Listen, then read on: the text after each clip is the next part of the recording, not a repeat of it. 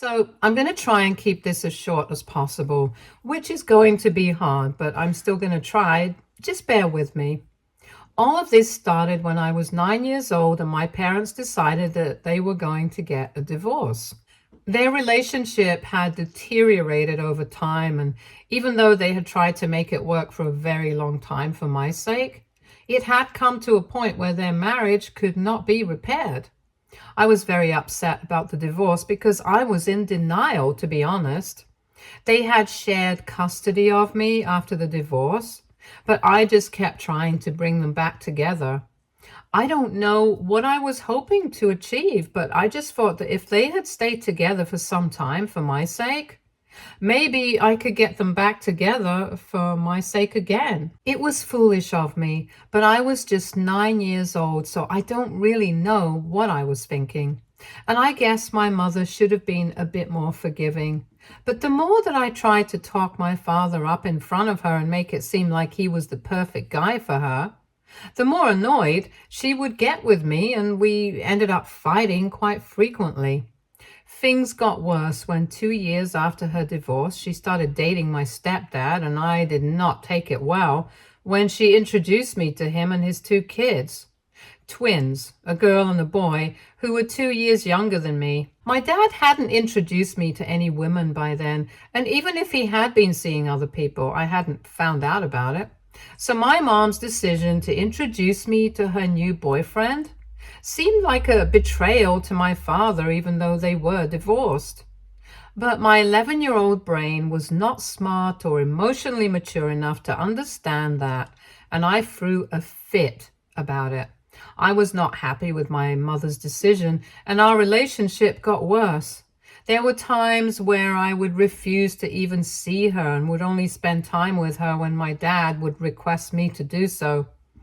This went on for about 3 years, and with time, I started acting less bratty about these things.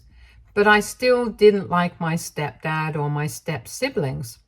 But that was mostly because I did not get a good vibe from any of them, and it always felt like none of them really wanted me to be a part of the family. And I felt the same way towards them. When I was around 14 years old, my mom decided to marry my stepdad, and I had to finally accept them as my family because I couldn't run away from it anymore. I don't think any of us were happy about it. Yet we decided to put on an act for my mother's sake, but that was it. In reality, neither was I willing to put in an effort to get along with my so-called new family, and nor did they seem very interested in making me feel like a part of their family. Unfortunately, we were all forced together when my dad was diagnosed with pancreatic cancer when I was 16, and his condition got worse really fast, so I had to move in with my mother permanently. I would obviously still try to visit him a lot and spend as much time as I possibly could with him, but it was still not enough, and before I could even start to process it, he was gone. The next couple of months following my dad's passing were really difficult for me emotionally, and I felt completely alone. I did have friends at school, and they were nice enough to me, but as soon as I came back home, I would feel like disappearing. Although there was no point in wishing that I could disappear when I was at home, because the rest of the family, I was as good as invisible. My mom had tried to be there for me for a couple of weeks after my dad's passing, but then she got busy with her work and stopped putting in an effort with me. And as for my stepdad and my step-siblings, they had nothing to do with me earlier, and they continued to have nothing to do with me afterward as well. It seemed like everyone was just indifferent to my pain and misery. Hardly anybody spoke to me, and I would cry myself to sleep almost every night. I guess I was depressed, but nobody bothered to check up on me or take me to a psychiatrist to figure out what was wrong with me. So I had no idea what was going on with me, and I remember feeling really lost and confused. And things started to get worse because my mental and emotional state just didn't seem to get better with time, and it started to affect my grades, my appearance, and even my relationship with my friends at school. Of course, I started doing pretty badly academically and my grades started slipping. I wasn't much to look at anyway, and then I started losing weight quite rapidly, and it wasn't even just the weight. I also started losing a lot of hair for some reason. Because of all this, I became really insecure and stuff and started isolating myself from everyone. Even when my friends would try to reach out to me, I would lash out at them and I lost a lot of people in the process.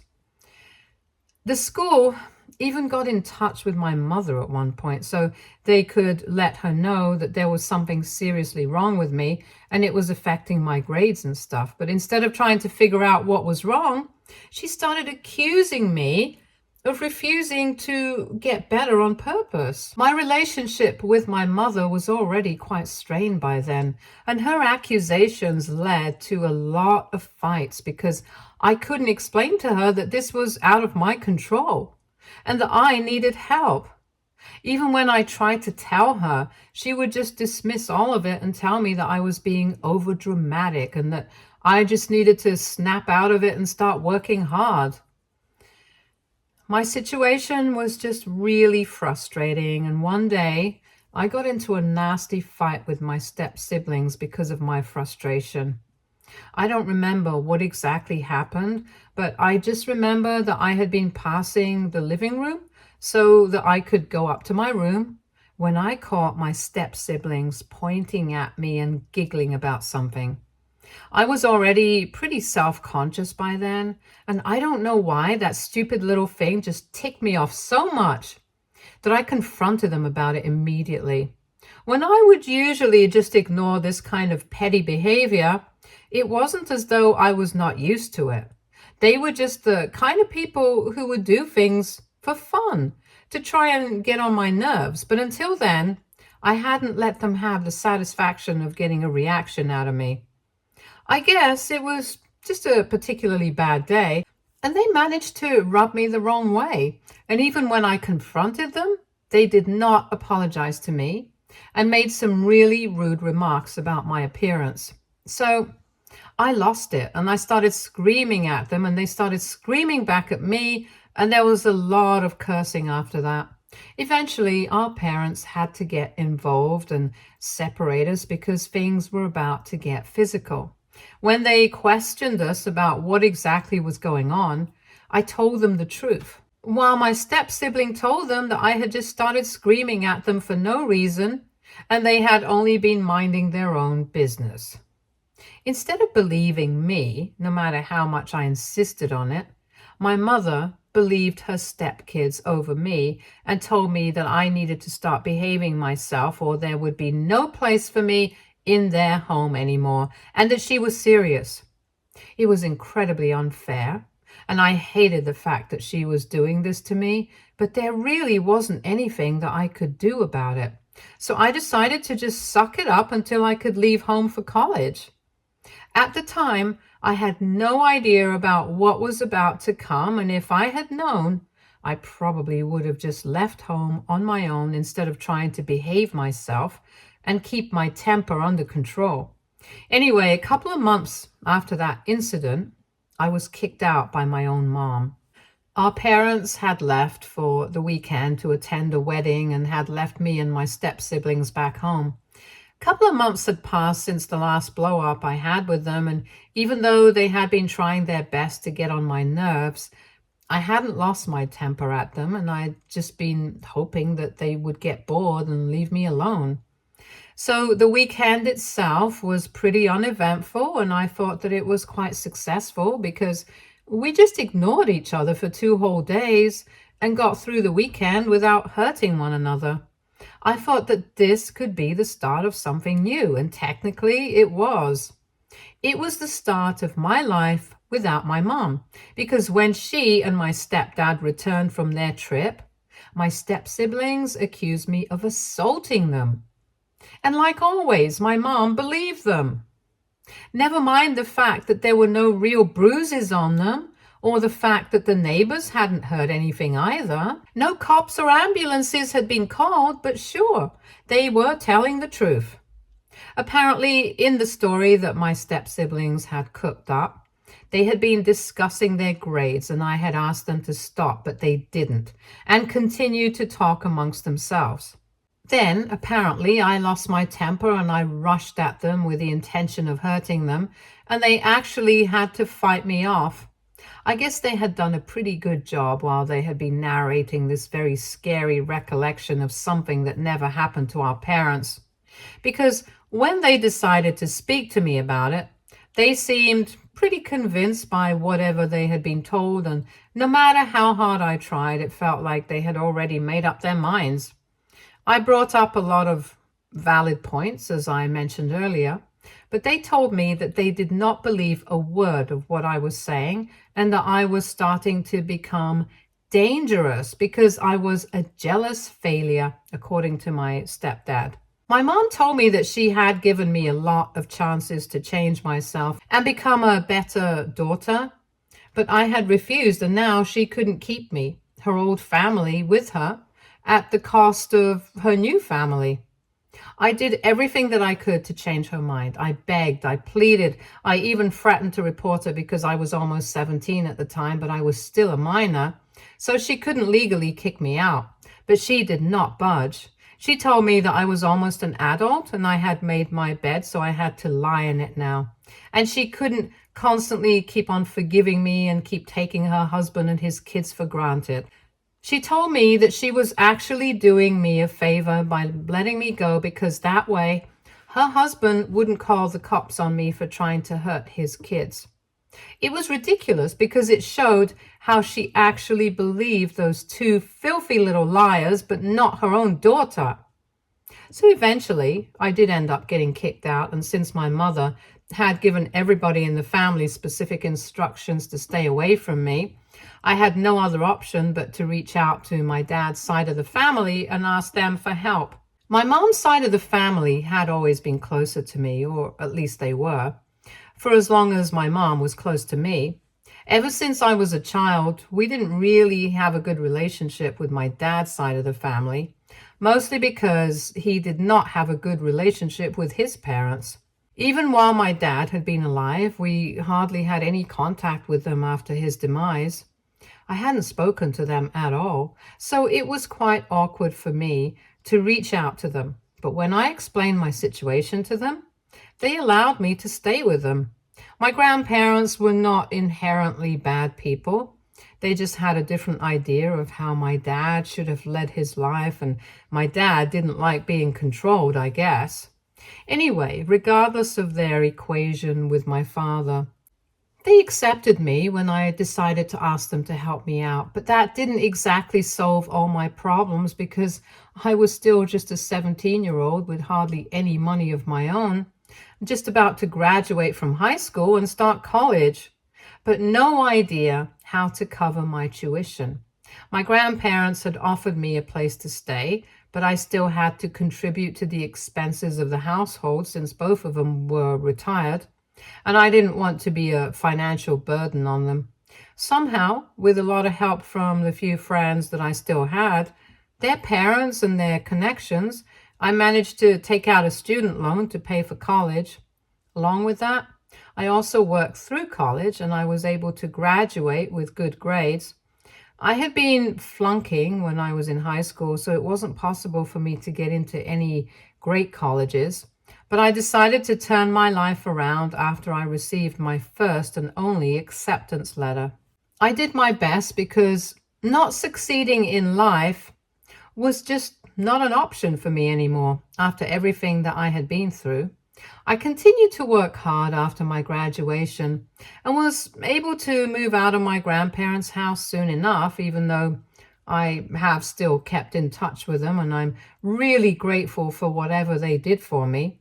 And now that 10 years have passed since I got kicked out of my home, I guess I could say that I finally made it.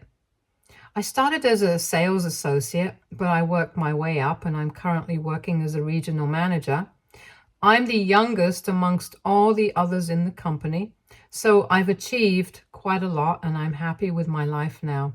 And that's why I'm in a dilemma right now, whether I should help my mother out or not, because that would mean allowing her back into my life after 10 years of no contact. She turned up at my house a couple of days ago, and she was in a really bad state because her clothes were all a little torn here and there and her shoes were worn out, which is why I took pity on her and invited her so I could offer her some food, a conversation, a few extra clothes. Apparently, life hadn't been kind to her in the past couple of years, and she's lost pretty much everything, which is why she showed up to ask me for my help. After I was kicked out, she regretted her decision a lot, but tried to keep her mind off of it by devoting herself to her new family. She started her own business about a year after I left, and it was doing really well. But her family talked her into shutting it down and selling it so that they could use the money to start something new as a family. It took some convincing, but she agreed to it and sold her business about 5 years ago. With that money, she and her family started again. But unfortunately, this time, that business did not take off. They struggled to get by for a couple of years, during which her husband ended up having an affair. And 2 years ago, she got divorced after she found out. Unfortunately, even though she spent a lot of money on fighting for what she was owed in this marriage, she walked away with pretty much nothing because it was true that they didn't have anything to give her. Regardless of all the sacrifices that she had made in the course of their marriage, she didn't get alimony or even a settlement. They did get some money after they sold the house and split the profit, and that's what she had been living off of the past 2 years since the divorce. She's been working 2 jobs for the past 2 years so she can maintain a certain standard of living, but a couple of months ago she got laid off at one. She had been finding it very difficult to pay rent, and eventually 3 weeks back, her landlord evicted her because she hadn't been able to pay rent for quite a few months now. Even though she had been trying to find a second job again, her health has been preventing her from doing so because she has developed severe joint pains recently. She suspects arthritis, but she hasn't even been able to afford to go to the doctor for a diagnosis yet. Apparently, she had been living with a friend from work who lives a couple of buildings away from me, and that's how she spotted me one day. She asked around for a bit, and then a couple of days ago, she finally worked up the courage to come to me. While she was visiting, she told me everything about her life in the past 10 years, and she also told me that since she had been evicted, her friend had been kind enough to let her stay with her, but now it was clear that even she and her family were growing tired of her. And even though they hadn't said it to her, it was evident that she had overstayed her welcome in their house. So now she was here to ask me to let her stay with me for some time, at least until she was back on her own 2 feet again. She apologized to me for how she had treated me in the past and told me that she was really proud of the fact that I had been able to succeed in my life in spite of the way that I'd been treated as a child. It was a much needed conversation, and I got the closure that I really needed, but I'm still not sure if I want to help her out or not. That would need me to let her stay with me. And I really value my lifestyle the way it is. Besides, with my mother, it's already complicated. I don't know if I've forgiven her yet or not. But refusing to help her out doesn't seem right either, and I'm just really confused about what to do. WIBTA, if I refuse to help my mother out by letting her stay with me? Update 1. Hey, thank you so much for all the helpful comments and advice on my post. I see that most people are divided on what I should do, and honestly, so was I. So after going through the comments, I decided to speak to my friends about this. Most people that I'm friends with right now have no idea that my past was so troubled. Only a couple of people who've been friends with me since high school know about these things, so I decided to go to them because they have known me for the longest and they know my situation as well. They told me that my mother was going through a really difficult phase and it was probably not easy for her to come to ask me for help, but she did because she thought that she could count on me. The only dilemma I'm facing here is that I never felt like I could count on my mother at any point in my life, which is why I don't feel inclined to help her out right now. The fact that I like living by myself is secondary. And they were right. The only reason I was having second thoughts about helping my mother out was because she had turned her back on me when I needed her. Keeping that aside, I had no reason not to help her out. I felt terrible about what she was going through, and I wouldn't wish it on anybody, so had it been anybody in her place, I would have agreed to help them out without a second thought. My friends knew that about me, so the questions that they asked me were relatively simple. If I wanted to be the kind of person who would hold on to 10-year-old feuds just out of vindictiveness, or if I wanted to start again because my mother had faced enough punishment for everything that she had done. And when they put it that way, the choice was very clear to me, so I decided to reach out to my mom, told her that she was welcome to come and stay with me until she managed to figure out another way to live by herself. When I called her up to tell her the good news, she broke down into tears and started apologizing profusely once again. She told me that for the past 10 years, all she had done was regret the way she had treated me, and several times she had even wanted to reach out to me. But when she had tried to speak to my paternal grandparents to find out a way to contact me, they had always told her that I was better off without her, and had refused to entertain her requests to put her in touch with me or even tell her what I was up to. It was by some miracle that she had found me recently, and she never wanted to let me go again because that had been the biggest mistake of her life.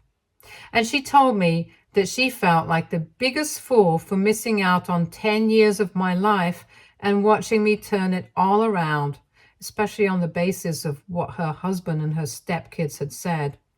It was clear on the phone call that she really regretted everything.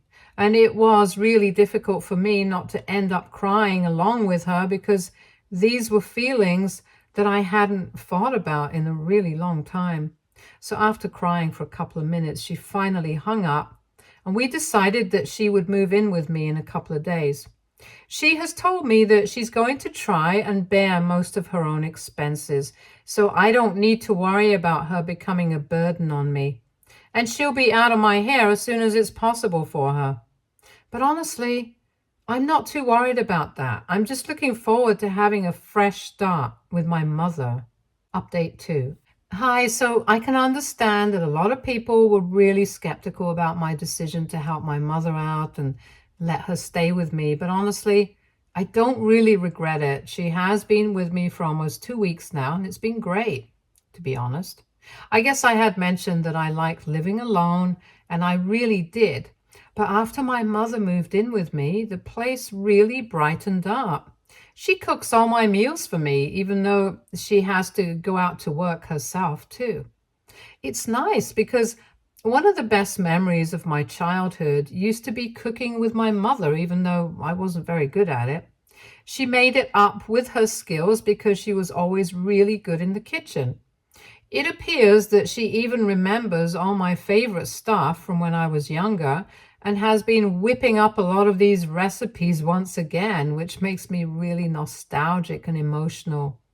We also try and spend some time talking to each other about everything that's going on in our lives and the way we spent those past 10 years. Most of the time, she just ends up apologizing for not being a good mother for the first time around. And recently, she even told me that she wasn't sure that she had ever been a good enough mother to deserve a daughter like me, who had welcomed her back into my life in spite of everything that had happened. So I really don't see any reason to regret my decision to invite her to stay with me.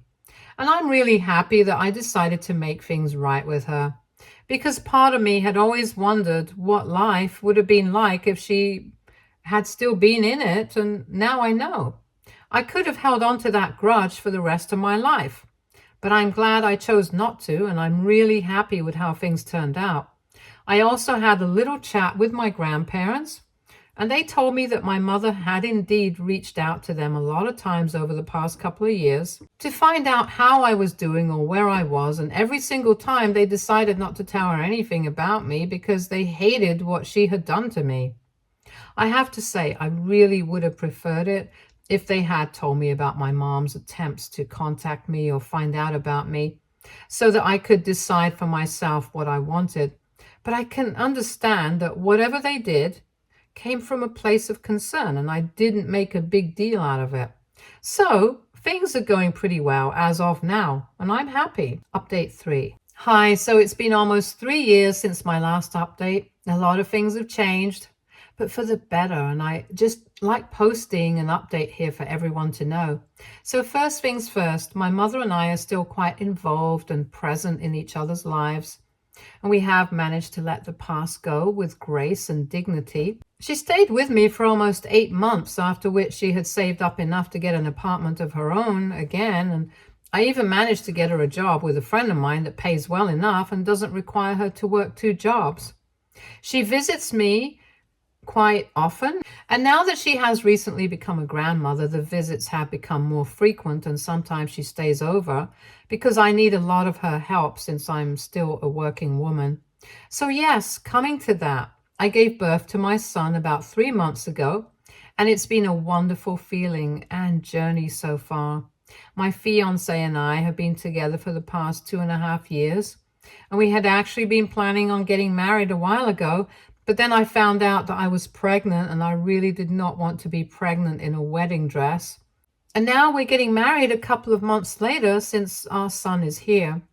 My grandpa and my mom are walking me down the aisle since my grandma passed away last year.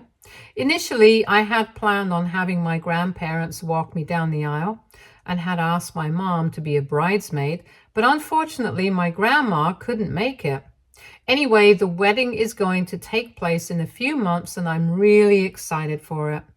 Now that I am a mother myself, my mother has made it a point to tell me that she knows for a fact that I'm going to be a far better mom than she had been. I know for a fact that she still regrets everything that went wrong, and I know that if I had been in her place, it probably wouldn't have been easy for me to deal with it either, because now that I am a mom, I guess it's easier for me to understand how horrible she must have felt when she realized that she had been wrong about everything. I know she wasn't perfect, and I know that she regrets it, and that's good enough for me. But right now, everything is just perfect in my life with my mom, my fiance, my son, and even my work. Sometimes when I think about my past and how awful everything was, I can hardly believe that things are so great now, and it reminds me to be thankful for everything that I have, because this is what I had worked so hard for, and I'm just really proud of myself. Stay tuned for more stories from our girl relationships.